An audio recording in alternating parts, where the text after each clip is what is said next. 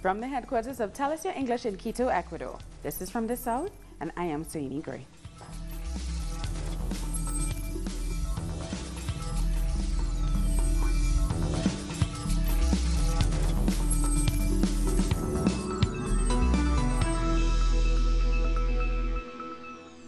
We begin in Brazil, where another rally is underway in Curitiba, outside the federal police quarters, where the former president, Luiz Inácio Lula da Silva, is being detained.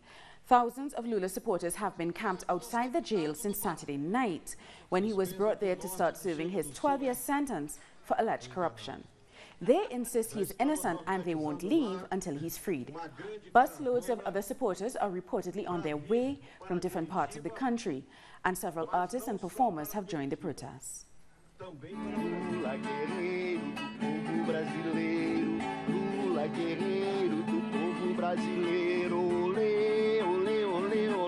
Atenção, Lula, Lula, lá, a presidência, olê, olê, olê, olá, Lula, Lula, lá, a presidência. João Belo there. Earlier, Lula sent a message to his supporters repeating his innocence and saying that sooner or later their struggle will be successful. Por incrível que pareça, I want to tell you that, as unbelievable as it may seem, my conscience is clear. I am at peace with my conscience and with my life. I doubt that Moro or Dalacnol, or the people that have said lies about me, are going to bed with the same clear conscience as me, or that they sleep as good as I sleep. It may take some time, but we will win this fight. So for now, I wish you all a good weekend, and perhaps we will be back together next week. Our correspondent Andre Vieira is at the camp in Curitiba with the latest. We're here at the Lula Libre, or Free Lula camp, where thousands of people from different parts of Brazil are here to be close to Lula da Silva and to build this resistance movement, a movement that wants to tell the world that Lula has gone from being the subject of political persecution to being a political prisoner, the first political prisoner in Brazil since the end of the military dictatorship. The second Free Lula rally is just starting. Various social movements are taking part, along with different political parties. Lula's former foreign minister, Celso Amorim, is here.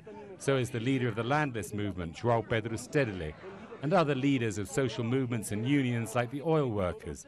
Feminist organizations and the LGBT movement are here for this demonstration in solidarity with Lula da Silva and in defense of democracy here in Brazil. Today, the executive of the Workers' Party also met and decided to organize this Wednesday throughout the country and across the world too, a world act in solidarity with Lula. We'll be here covering minute by minute this movement of resistance by the Brazilian people and their leader, Lula da Silva. We thank Andre for that report.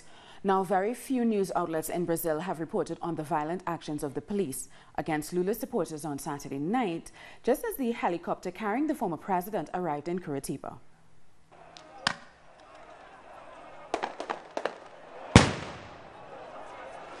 Telesur has obtained exclusive footage of the police in Curitiba firing stun guns, rubber bullets and tear gas at the peaceful protesters. The Workers' Party say it is planning to take legal action against the police for their actions against the protesters.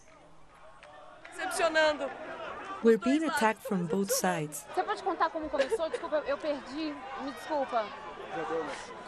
The police fired a grenade into the middle of the protesters. It came from there. I was near the fence. I fell over.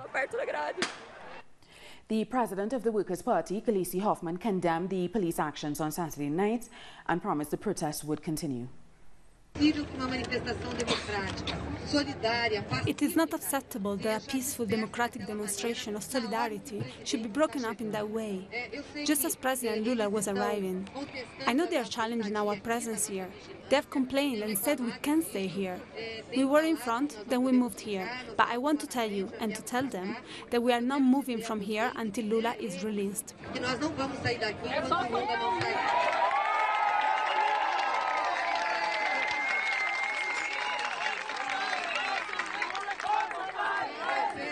Ocupar e resistir, ocupar e resistir, ocupar e resistir, ocupar e resistir.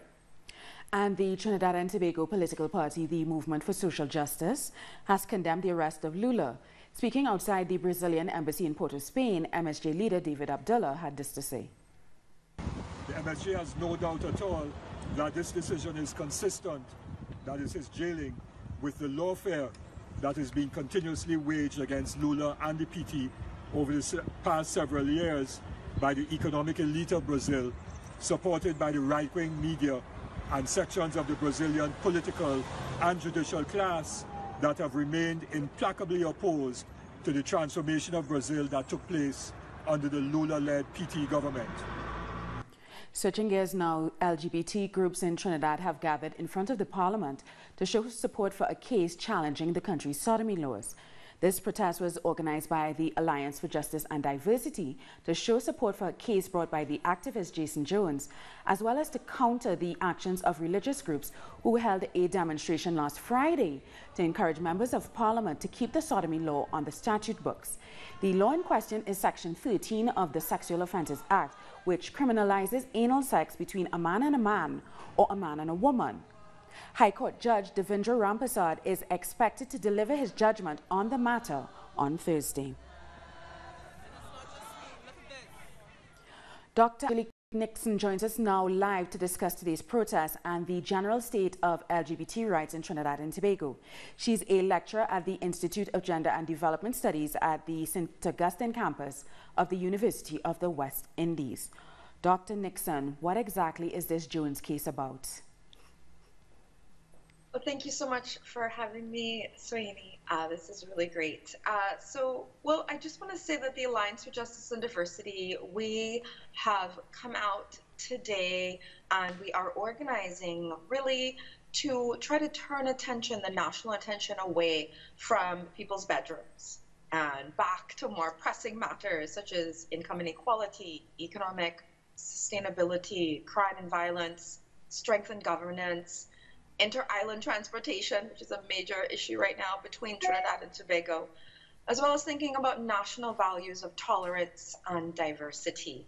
And so the case has, riled up a lot of different feelings and sentiments across the country.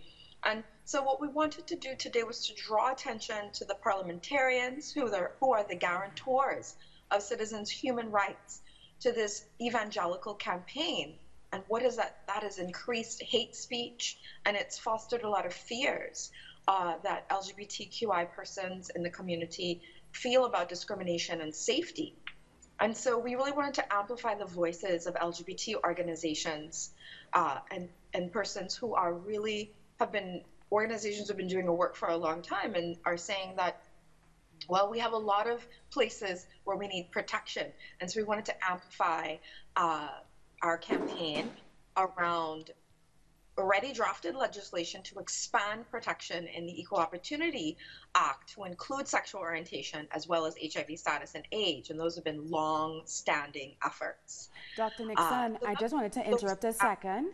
I know Jason Jones has been very active on his social media, and he said, intermittently you get like ebbs and flows, and right now he's going through a period where a lot of people are attacking him personally and possibly even giving death threats.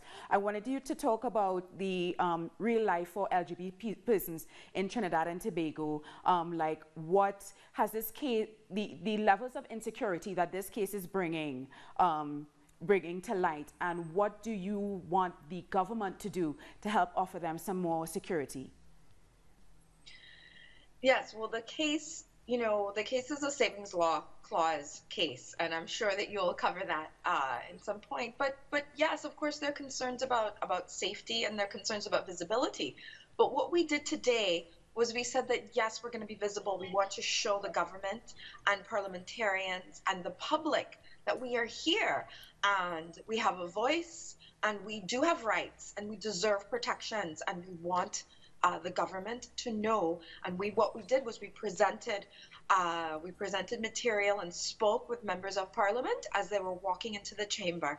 And that is what we wanted to focus on. We wanted to focus on the harm that the evangelicals are raising around enacting fear and misinformation about the case.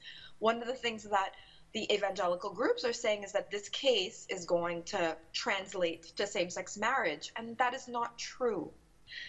One of the things they're also saying is that this case is going to demand that comprehensive sex education and sexuality will be taught in schools, and it will turn children gay, and that's also misinformation. And so what we wanted to do today was to say no, that yes, this case is important. It's very important. We are all on the edge of our seats for Thursday to see what will happen. But we also know that the court case, as it has been presented, and the state has presented its arguments, that they are focused on it as a savings law issue, which is that the court can't make a decision about it. So, because it's a pre-existing law. Okay, so I guess the results of the case, y'all will be anxiously anticipating the results of the case on Thursday, because that seems really interesting that they can't really change. If I'm understanding you correctly, you're saying that they can't really change the law based on what Jason's case is trying to achieve? That is what the state's defense of maintaining the laws. They did not argue the case on moral grounds or religious grounds. The state said that Trinidad and Tobago is a secular state. There is religious freedom, and that this is a savings clause law issue, which means that for laws that were pre the Constitution and the establishment of the Republic, that those laws cannot be overturned or changed unless it goes up to Parliament. Now, the argument, interestingly, in the case is that some of the laws were amended. The Sexual Offences Act had increased penalties, and so the lawyers on the Jason Jones side are saying that, well, no, the law was actually changed, and so therefore the courts can decide that they are infringing upon the rights and freedoms, and that it's a constitutional challenge. So we'll see what happens on Thursday. We will see what happens on Thursday, and I'm already booking you tentatively to probably talk to us on Friday to react to what has happened in the court case. But I want to go back to the protest this morning. Y'all were in front of the Parliament for a reason, and you're now saying that you need to get parliamentary assistance. What sort of responses have y'all gotten from parliamentarians as they were making their way into the chamber? Well, there were nice greetings. They took the material, and one of the things we did was we wanted them to engage with the community that was standing out, allies and loved ones and members of the LGBTQ community. And, there were different things that happened along the way where, yes, there were some niceties, but we didn't have very long conversations. The point was to give them material and say, we're here. We have concerns, and we are interested in these issues, and we want you to raise them. And I think that was a really important message. And also to get media to share what we're doing and to raise awareness and to counter a lot of the misinformation about the case and the kind of fears. And we're very concerned about young people. One of the things that have come up again and again in our strategy and our community groups and meetings is that, young people are hearing we all have faith. Some of us have different spiritual practices and follow different religions, but this one religious group is raising so much hate and fear. And imagine young people who are Christian and hearing this, what might happen to them. We're concerned about self-hate. We're concerned about harm. And we're also concerned about how this fuels violence, and it distracts us from some of the real pressing concerns that are going on in Trinidad and Tobago. Thank you so much for that, Angelique. Really, really quickly, one of the parliamentarians that you spoke to, did you get to speak to the Attorney General at all? I'm not sure. We had different people moving around because we had a huge crowd, and we had different members of our Alliance for Justice and Diversity engaging members as they walked in. And one of our strategies was to sing the national anthem as they were approaching, to kind of create a pause. I think we have some footage of yours singing the national anthem. I don't think we got to use it. Unfortunately, Angelique, I have to cut this interview short because we've gone on a little bit. But thank you so much for chatting with us. I am sure we're going to be speaking to a member of your team on Friday about this case. We were just talking to Dr. Angelique Nixon. She is a lecturer at the Institute of Gender and Development Studies at the University of the West Indies in St. Augustine. We are going to take a short break now, but join us again after a look at what our multimedia colleagues are reporting.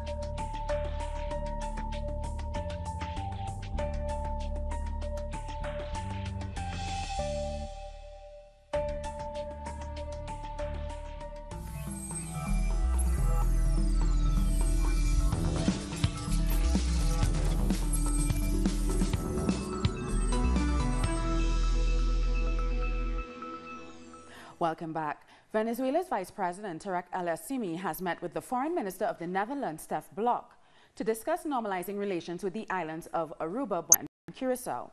Venezuela had suspended air and sea traffic with the Dutch islands earlier this year because of the smuggling of key commodities like copper, which was damaging Venezuela's economy. The two men discussed how to restore normal trade links, including tourism and energy, and they agreed to keep communications open in a climate of respect. Representatives from Venezuela's National Constituent Assembly are opening up a discussion on various issues related to same-sex marriage and abortion. Freddie Gillingham caught up with a youth collective in Caracas to find out why they thought this was important for the country. Abortion remains illegal in Venezuelan law. However, the controversial topic has now been made a top priority for the women chapter of the ANC, which recently announced they would begin opening a space up in the assembly for it to be discussed. At Caracas's Cultural Centre, news that the topic of abortion will take centre stage in the ANC was met with hope, as members from a youth collective discussed the various measures. In the process of finding out the information on how to do an abortion, everything has to be like very under the table because obviously it is not new. So you can't just reveal to anybody that you have had an abortion, and that obviously makes women feel a certain type of way because if you can't talk about a personal experience because you're gonna get penalized for it, then that. It's not just abortion that's on the table.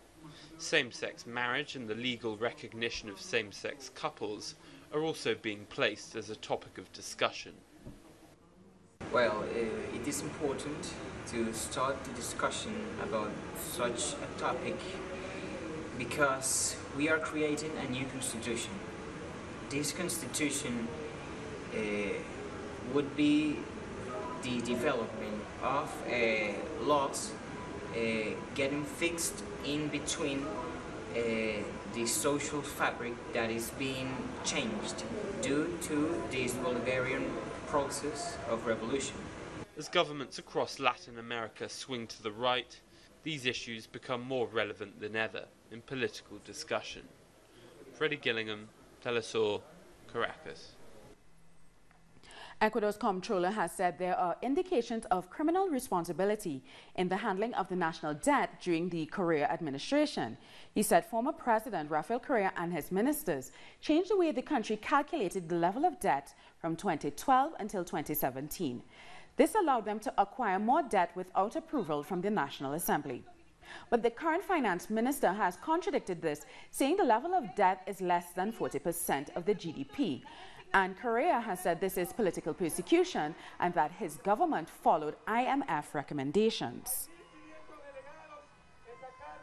The human rights activist Piedad Córdoba has announced her withdrawal from the presidential race due to personal reasons.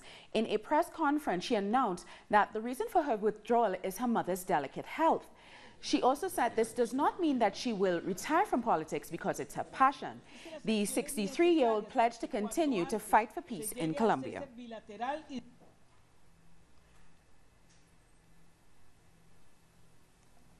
Workers of the National Institute of Industrial Technology in Argentina plan to camp outside Congress to demand the reintegration of 258 of their employees who were fired in January. Demonstrations are scheduled to begin on Wednesday in the morning and continue until Friday. They will also be joined by workers from the Posadas Hospital and the coal fields of Rio Turbio and Santa Cruz. An intense week of union activities is beginning in Argentina. Public workers will organize protests against the difficulties they are dealing with in negotiating with the government.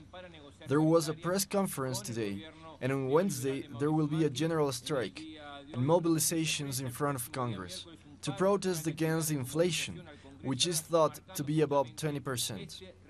Additionally, public education workers will protest against the problems in public universities and schools. Workers from the banking sector also announced that they may stop their activities this week and mobilize. We thank Ricardo Esteban for that report. The Bolivian President Evo Morales has opened a solar energy plant in the department of Tarija to increase electricity production in the country. Morales said the plant will produce 5 megawatts of energy for the nearby communities. $10.4 million were invested in this project, according to President Morales. He said the project was made possible by the support of a Spanish company which trained Bolivian workers in the installation of solar panels. And Trinidad and Tobago has won its first ever gold medal in the women's 100-meter race in the Commonwealth Games. Sprinter Michelle Lee Ahi was expected to win, and that she did, taking gold in 11.14 seconds. It was an all-Caribbean medal board with Jamaica's Christiana Williams and Gayan Evans coming in second and third respectively. And Prime Minister Dr. Keith has offered his congratulations to Michelle, calling her an inspiration to women and girls who aspire to sporting greatness. And apparently this is Michelle's birthday. And watch for the reaction, yes. Now some breaking news. The former FARC leader Jesus Santrich has been arrested for drug trafficking at the request of the US DEA, that's the Drug Enforcement Administration. The request of a federal judge, the request is made via a federal judge via the United States Embassy in Colombia, and it arrived at the Colombian prosecutor's office on April 4th and includes the request to seize and make available all electronic elements with computer storage capacity, which had been used by the former head of the FARC. Now, the FARC has tweeted the capture of FARC leader Jesus Santrich was done maliciously and thanks to a setup. This is the worst moment of the peace process. The government needs to act to prevent this kind of judicial setups from happening. The facts generate this situation generates a great level of mistrust. Now, the 38th Caribbean Festival in Cuba is dedicated to the popular and traditional culture of Puerto Rico. Our correspondent in Havana, Laura Prada, has more. More than 20 countries have already confirmed their participation at this year's Caribbean Festival in Cuba, to take place from the 3rd to the 9th of July. The largest groups are from Venezuela, Argentina, Puerto Rico, and Mexico. The center of it all, the Caribbean. It's a region with a lot of potential from a social-cultural point of view. It is an area where different cultures converge and it's important to show it to the world. Also known as the Feast of Fire, the festival embodies the cultural riches and the elements of contact of the Caribbean nations. For the 5th time, this festival is to be dedicated to another country, Puerto Rico, an island that shares much history and culture with Cuba. Both Antillean, Mestizo, Criollo nations with African, Spanish, and indigenous blood. When they say it's dedicated to Puerto Rico, that fills us with pride. Right. Pride for Cuba's solidarity with Puerto Ricans, and joy because we are all working towards the independence and sovereignty of our country. Another important part of the Caribbean Festival is the one dedicated to the study of the different cultures that coexist in the region. It is important that it is not just an academic space. It's a joint vision of all participants from across the region, a way to connect theory with practice. The 38th Caribbean Festival will bring together that roots that unite the region with its diversity, at the same time that Santiago de Cuba reaffirms being the most Caribbean city of Cuba. Laura Prada, Telesur La Habana.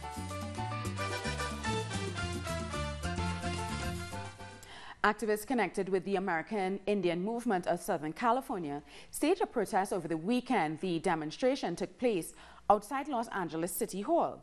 The activists have called for an end to the high rates of violence against indigenous people, bringing attention to the high rate of missing and murdered indigenous women and girls throughout what they call Turtle Island, or what we now refer to as North America.